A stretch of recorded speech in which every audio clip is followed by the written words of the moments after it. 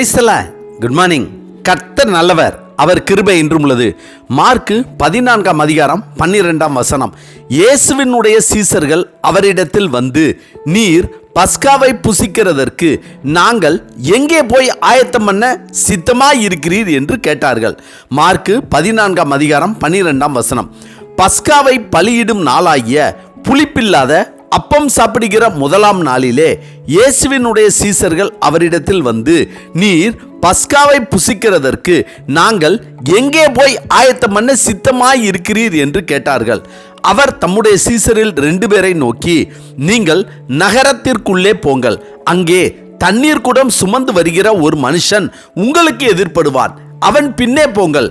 அவன் எந்த வீட்டிற்குள் பிரவேசிக்கிறானோ அந்த வீட்டு எஜமானை நீங்கள் நோக்கி, நான் என் சீசரோடு கூட பஸ்காவை புசிக்கிறதற்கு தகுதியான இடம் எங்கே என்று போதகர் கேட்கிறார் என்று சொல்லுங்கள்.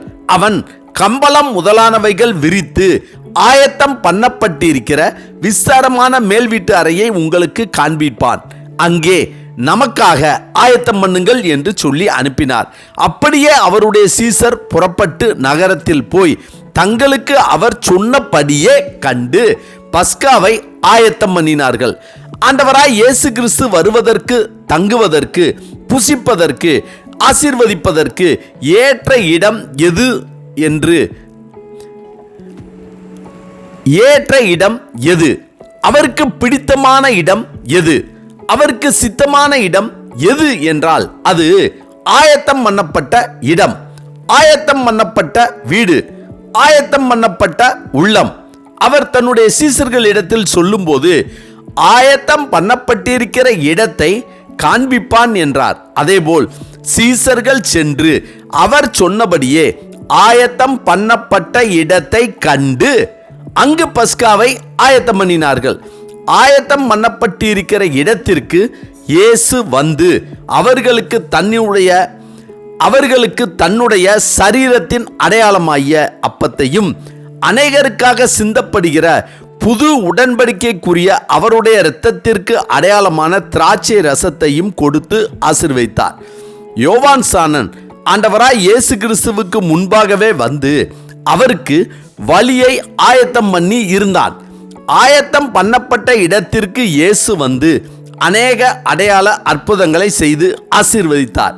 கர்த்தருக்கு பிரியமானவர்களே, இன்று பெரிய வியாழக்கிழமை அன்று நம்முடைய உள்ளத்தையும் இல்லத்தையும் கர்த்தருக்கென ஆயத்தம் பண்ணி வைத்திருந்தால், நாம் ஆயத்தம் பண்ணி வைத்திருக்கிற நம்முடைய இல்லத்திற்கும் உள்ளத்திற்கும் கட்டாயம் ஆண்டவராய் இயேசு கிறிஸ்து வருவார், நம்மோடு தங்குவார், நம்மோடு பேசுவார், நம்மோடு போஜனம் செய்வார், நமக்கும் அவருடைய சரீரமாகிய அப்பத்தை தருவார், நமக்காக சிந்தப்பட்ட புது உடன்படிக்கையின் இரத்தத்தை தருவார், நம்முடைய வாழ்க்கையிலும் அநேக அதிசய அற்புதங்களை செய்வார், நம்மையும் ஆசீர்வதிப்பார். ஆமென். ஜெபிப்போமா.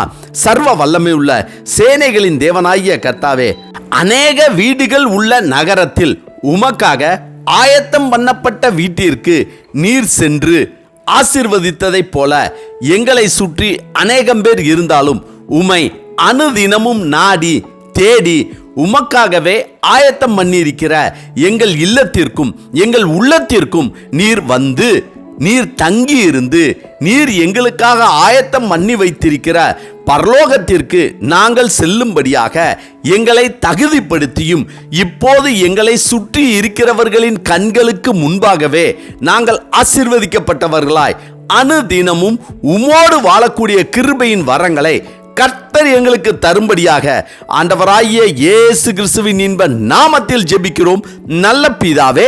ஆமேன், ஆமேன். கர்த்தர் நல்லவர், அவர் கிருபை இன்று முழுவதும் நம்மோடு கூட இருப்பதாக. ஆமென்.